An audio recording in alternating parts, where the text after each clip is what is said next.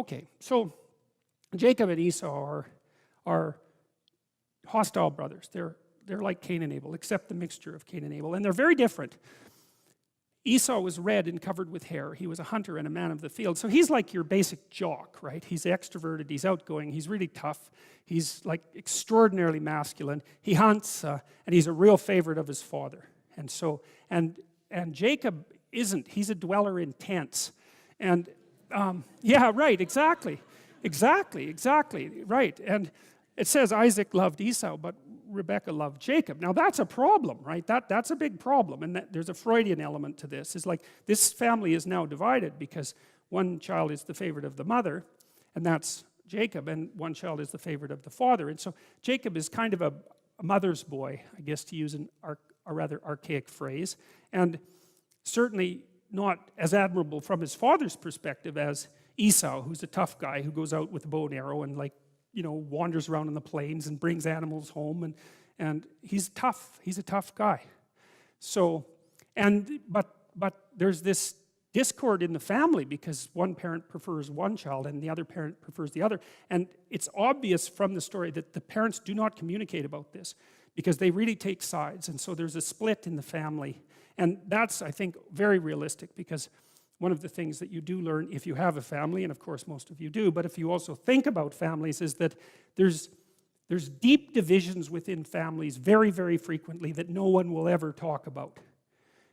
Or even think about often because it's too painful to think about, you know. And Freud himself said, Freud was clearly his mother's favorite, and the family sacrificed a lot, including some of the potential ambitions of the other children in order to kind of put Sigmund Freud up on a pedestal and advance his education, and it worked. I mean, you know, he turned into a great man, but there was a cost to his siblings. And Freud himself said that there was something about being the favorite of the mother that gave a person additional confidence throughout their life. And, you know, there's something to be said about that. Even someone like Erik Erikson, you know, he noted that, very interested in child development, that first bonding with the mother was the place where trust was established. Maybe trust even in the goodness of existence was established. And so, anyways, Jacob is Rachel's favorite, and Esau is Isaac's favorite.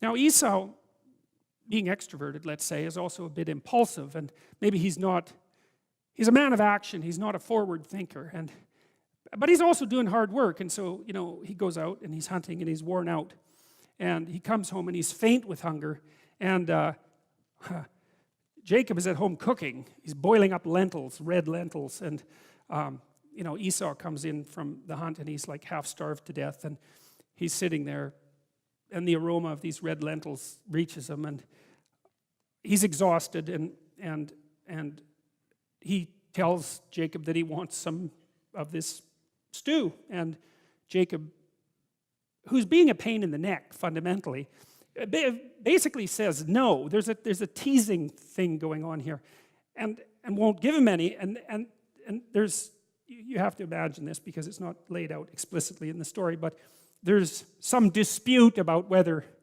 Esau gets to have lunch, and Jacob finally says, well, I'll give you some, but you have to give me your birthright.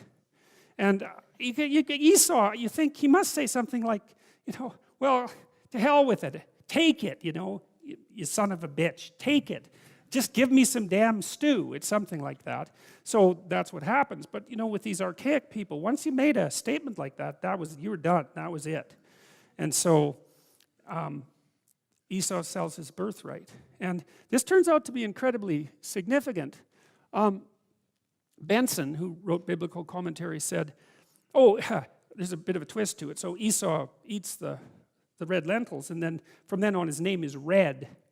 And you've got to use your imagination a bit. I mean, people are making fun of him, right? That's why they're calling him Red. I mean, he's already red because we established that, but no one was calling him Red before this. And so for the rest of his life, you know, every time he goes out amongst his friends and family, they call him Red and sort of snicker because he's the, you know, half-famished idiot who sold his birthright for a bowl of lentils. And so it's not that funny, actually.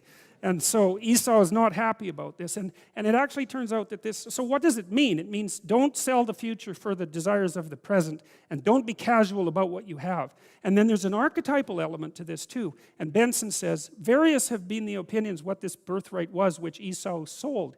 But the most probable is that together with the right of sacrificing, so determining what should be sacrificed and when, and being the priest of the family, it included the peculiar blessing promised to the seed of Abraham, that of being the progenitor of the Messiah and the heir of the special promises of God respecting Christ's kingdom.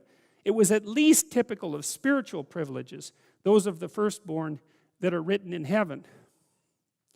Well, that's a lot harsher than meets the eye to begin with. And so there's a very interesting, deep moral story there, which is, it's sort of, Esau does the opposite of a sacrifice. It's the reverse, right? He sacrifices the future for the present. And so the story basically says, the way it's laid out across stories, is that if you're the sort of person that sacrifices the future to the present, then that eradicates the possibility that you will bring the most noble being into existence. That's what it means. And you can, again, this is the psychological significance of the biblical story. So that's a bad thing to do if you want to realize your potential, let's say.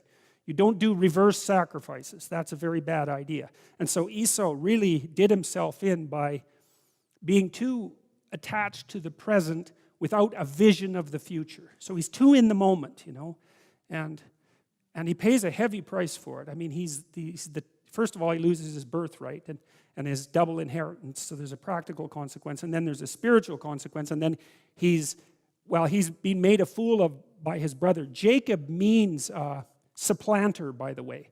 That's what the name means. And Jacob is always trying to usurp Esau, as we've seen.